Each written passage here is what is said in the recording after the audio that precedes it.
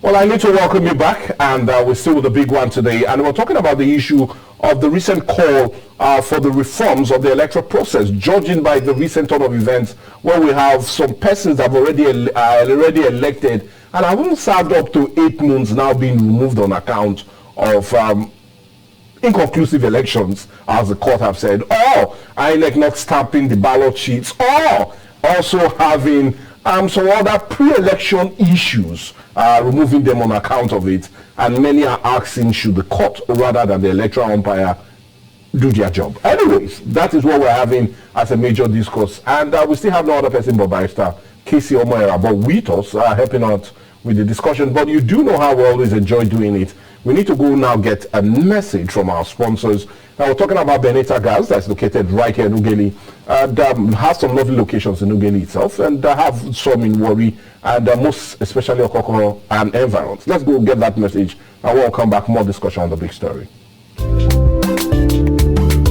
Oh, yeah, follow the road, auto better quality. If you talk gas matter, oh, yeah, follow Benetta. Gas with the better quality.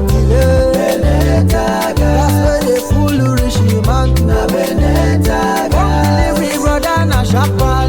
Benetta gas. Benetta gas no mango. Benetta gas. Different type of gas cylinder. Benetta gas. We go last you well. Benetta gas. Gas matter Benetta now do. Benetta gas. Gas service in a them they run. Benetta gas. Benetta make you carry go. For gas matter and home delivery, make you wire Benetta gas plant for 080-6745-7890 and 080-5904-7722. Benetta gas plant, the tequile of gas matters. It's all those your businesses and all those your services and goods. All you need to do, come over and let's see how we can talk business. But let's return to the business of the day. And we're talking about the recent call for electoral reforms, judging by the recent turn of events that are happening in the country, especially as it concerns the court taking a different and contrary decision from that of the electoral umpire. Now, Sakesi Omera, but before we went on the break, we talked extensively about your feelings about the recent turn of events, and especially the recent court judgment, especially coming from an appellate court.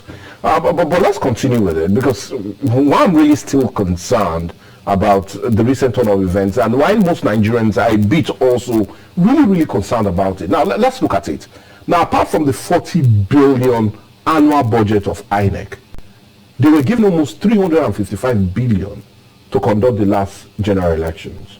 And not only that, we had about 310,973 military and paramilitary personnel all deployed for that very elections. We had almost 100,000 vehicles and 4,200 boats, all to convey about 500,000 INEC personnel for that election. And at the end, just in 4 days, the court is taking a contrary decision from so much from the elections being conducted by INEC, that the court is taking a different approach rather than the winners that INEC said won on account of it. So my question is, this not a mockery of the electoral process itself?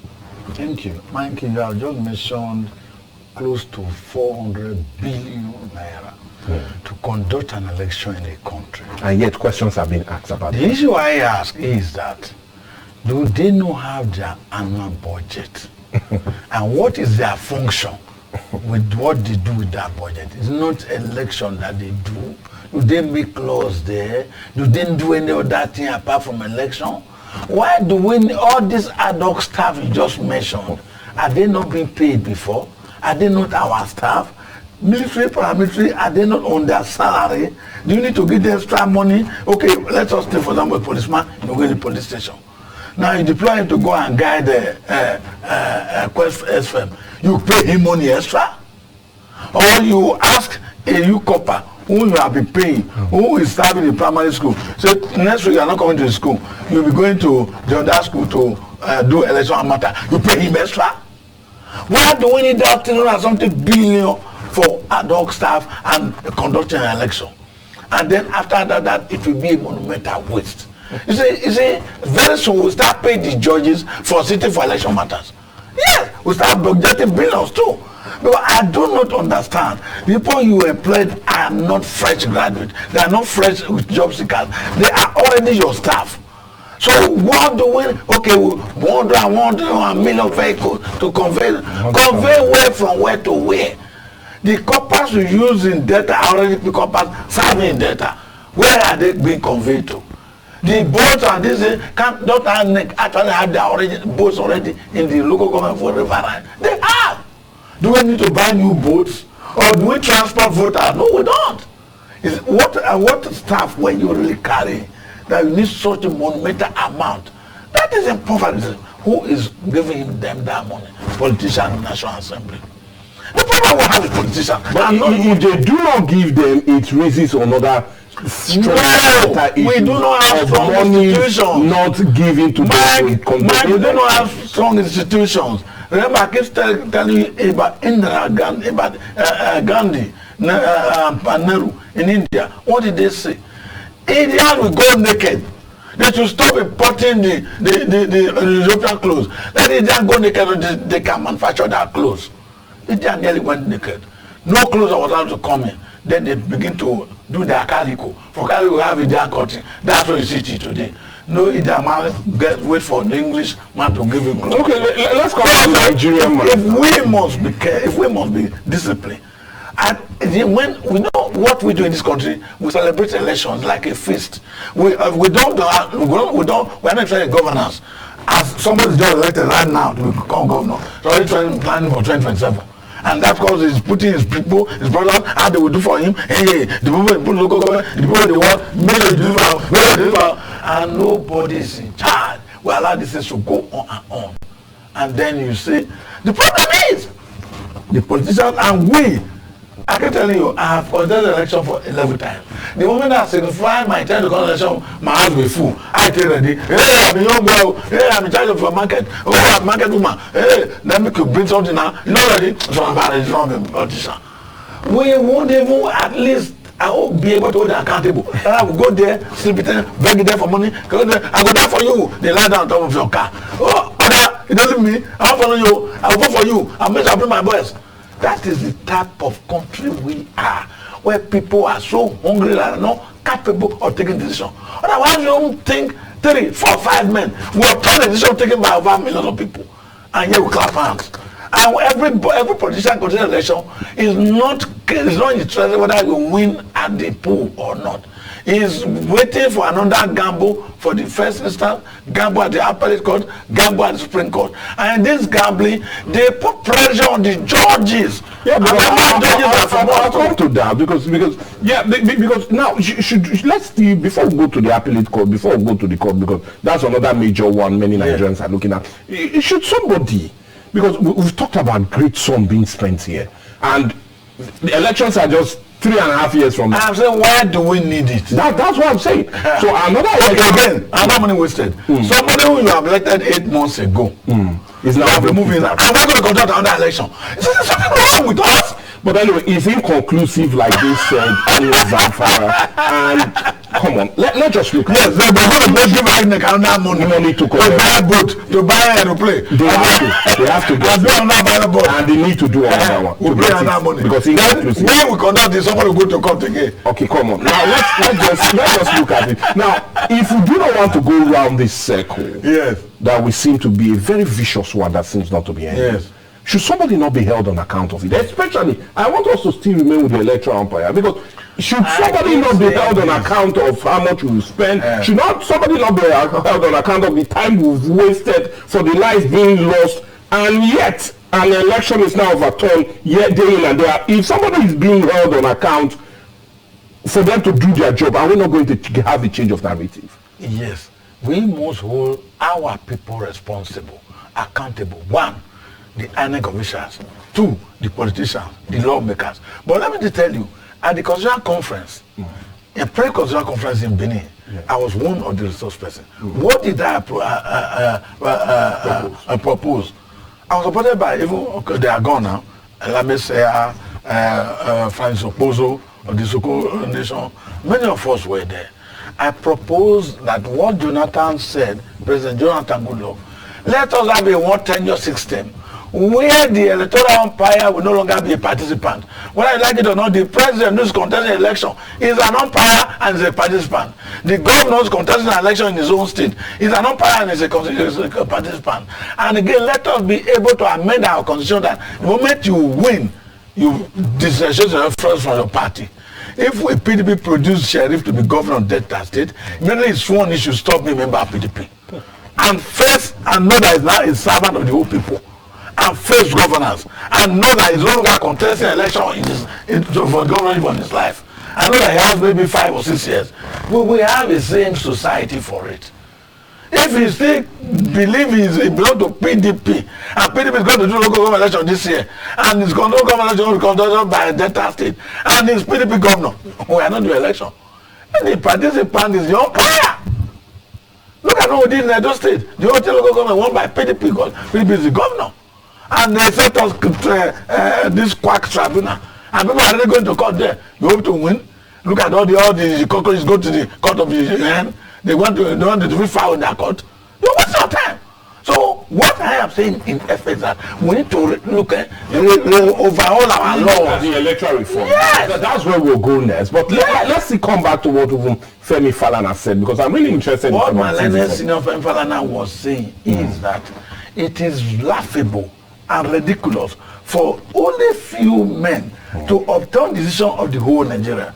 And that it is not only that the monumental money being wasted almost every 4 years on election is becoming laughable because it doesn't give us the result. Now, this will bring me to your primary constituent, and I'm talking about the judiciary. Yes. Because looking at all of that, it would have transpired within the last 4 days. Would this not put more focus on the judiciary? Because why I ask so? There are questions on fairness, yes, and the judiciary not being biased in some of the decisions being taken, because that has also been a major one. And would such decisions, because look at the one in the NNPP of Kano State, they seem to put the judiciary in the bad light, and already statements have been already said on account of the judgment being given in recent times. So would all of these now not still put the judiciary on the limelight and all eyes on the judiciary to see if they've been fair in some of these their judgments? Let me tell you something. My very good friend, who was Secretary of Human Rights when I was chairman, was appointed a judge in Delta State. She was a judge that presided over that Kano tribunal, if you remember. And she ran her life as an activist, a young woman, that she was giving billions to obtain the decision of the people, and that she was not going to be interested. If she had asked Christian agents to arrest those who brought the billions, nobody listened to her. I forgot. Nobody just hasn't mentioned it. He addressed the press that this is Kano. I am here, and I can no longer sleep. They are bringing cartons of money for me. They are pushing me, forcing me. What did we do? Did we arrest a single person? Because he who pays the paper, they take the tone.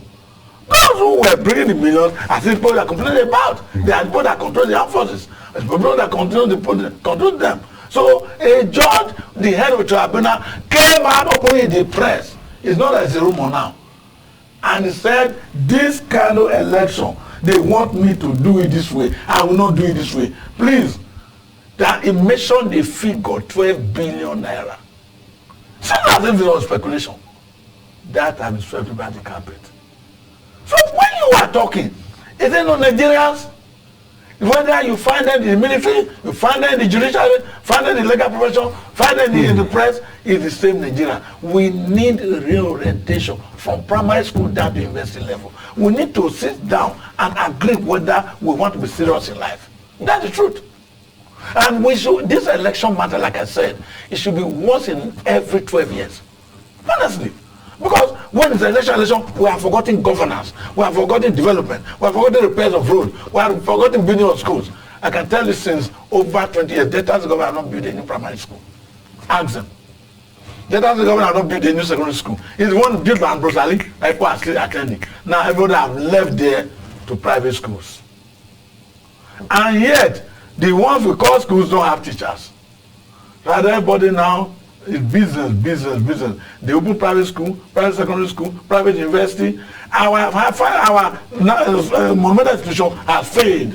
Yeah, you didn't attend private. I attended University of Nigeria, University College London. I couldn't have gone to a private university at our time. Because when we left, those days when you go to commercial school and then at the time private, they still have at you. Many people go to UCC, many people go to schools, Hosey College. That was when Robo College. Now you hear your son is in Hosey College now. They laugh at you. Now what are you doing? What's the data down there? That's a problem. Okay, I was still afraid. Okay, now let's look at solutions, because that's where we should go. And I could still remember just 2 months ago, the grandson of former Chief Justice of Nigeria, Justice Alpha Begore. Yes, Mohammed Mustafa Begore, that's the grandson's name. He's a constitutional lawyer and also an activist. He raised an issue that Femi Falana re-echoed yesterday during his interview.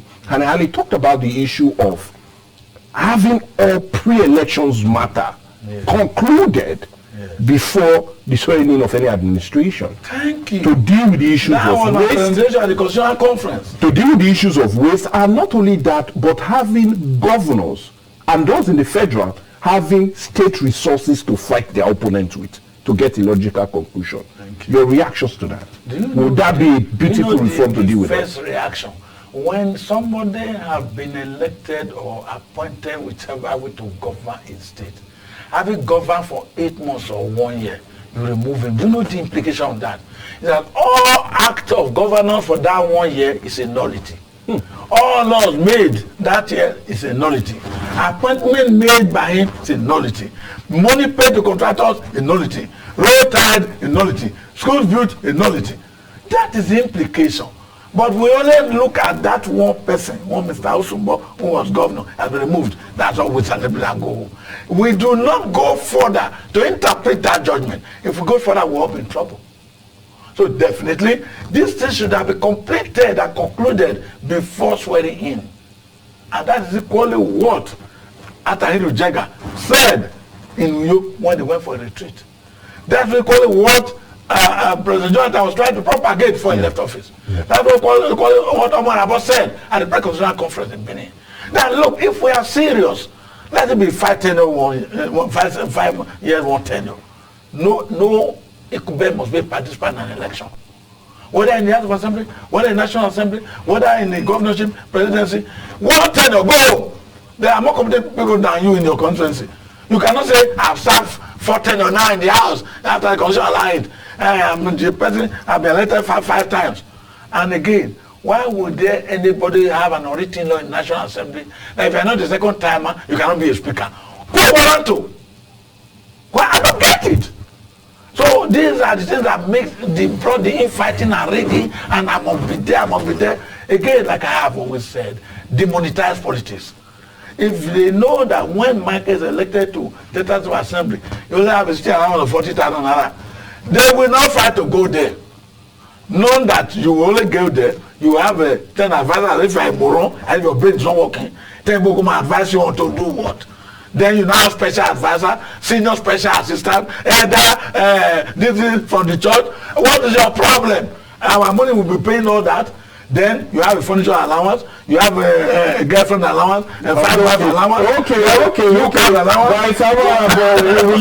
We'll leave the allowances now, but we need to allow you. We need to allow you make us go on a break now. But when we come back, we continue our discussion centered on the recent call for reforms as it concerns the electoral process and why many people are calling for that very call. Looking at the recent turn of events, 4 days. We've had 3 governors sacked on account of actions or inactions of the electoral umpire as it concerns the 2023 general elections. Let's go on a break.